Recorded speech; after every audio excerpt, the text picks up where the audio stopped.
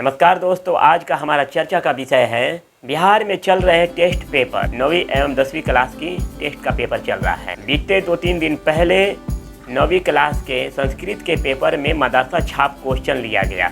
मुझे ना किसी धर्म से दिक्कत है, ना किसी की आस्था को ठेस पहुंचाना मेरा मकसद है।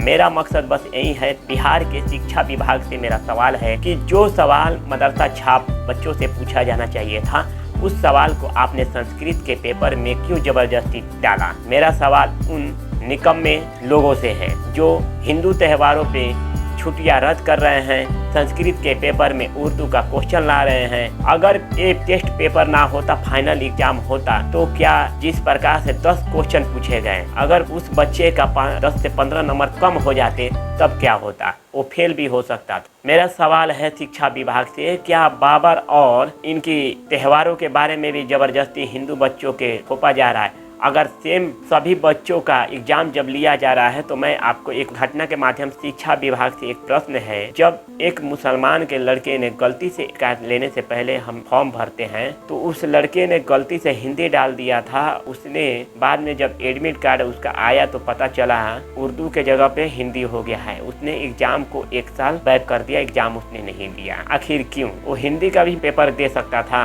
पास हो सकता था, मगर क्यों? मुसलमान बच्चा था। आप समझ सकते हैं। जो चीज हम आज पढ़ रहे हैं, ये गुरुकुल के ही माध्यम से इसका खोज किया गया है। चाहे शून्य का आविष्कार हो, चाहे विमान बनाने की पत्ती हो, चाहे हमारे धनुर्धारी अर्जुन थे, या मर्यादा पुरुषोत्तम श्री रामचंद्र, इन सब की शिक्षा गुरुकुल के ही माध्यम से हुई थी। जब से रेगिस्तानी और अंग्रेजी आक्रांताओं ने भारत पे आक्रमण किया, तब से ना गुरुकुल देखने को मिल रहा है। कुछ गुरुकुल बची हुई है, को भी चलाना मुश्किल है, क्योंकि सरकार उसको फंड रेंज नहीं करती है। मेरा सवाल है शिक्षा विभाग से, आज क्यों हम भारतीयों के साथ ऐसा किया जा रहा है? संस्कृत के पेपर में मदरसा छाप प्रश्न क्यों पूछा जा रहा है? हमें क्यों बाधित किया जा रहा है? आप हिंदुओं को, बच्चों को क्यों बाधित कर रहे हैं उर्दू के बारे में जानने के लिए? क्या ईद में क्या बनता है, बकरीद में क्या होता है? मुसलमानों के घर जाकर 2-3 दिन समय देना पड़ेगा? क्या मदरसा में होने वाले एग्जाम में हिंदू त्योहारों से संबंधित प्रश्न पूछा जाता है? मुझे लगता है संस्कृत के पेपर को सेट करने वाला कोई दूध पीता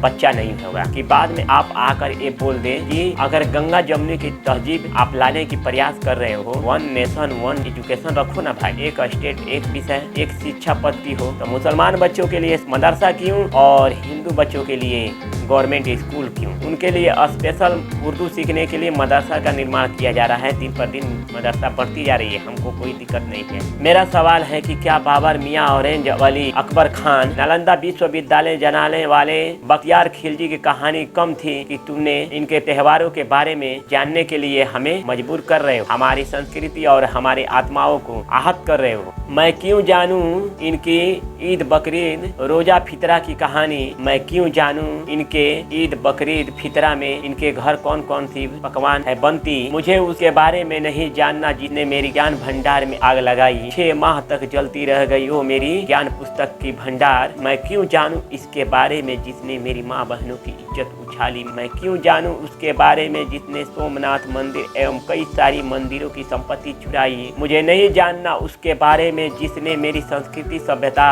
मंदिर को ढाई। मुझे नहीं चाहिए उसका नाम हर उस दीवार पे जिसने मेरे नालंदा की ज्ञान भंडार को 6 माह तक चलते छोड़ा। मुझे नहीं जानना इन बाबर, बिल्ले, पंचर छाप खानदानों के बारे में जिसकी आज बंगाल की सड़कों पे भीख मांग कर खाने की नौबत आई। मुझे नहीं जानना के बारे में मेरी सभ्यता संस्कृति मिटाई। मुझे नहीं जानना इसके बारे में जिसने मेरी सभ्यता। वीडियो देखने के लिए बहुत बहुत धन्यवाद। अगर थोड़ा सा भी अच्छा लगा हो तो लाइक करें, शेयर करें, कमेंट करें और हमारा हौसला ऐसे ही बढ़ाते रहें ताकि सनातन को अपना जीवन समर्पित कर दें। जय हिंद, जय भारत।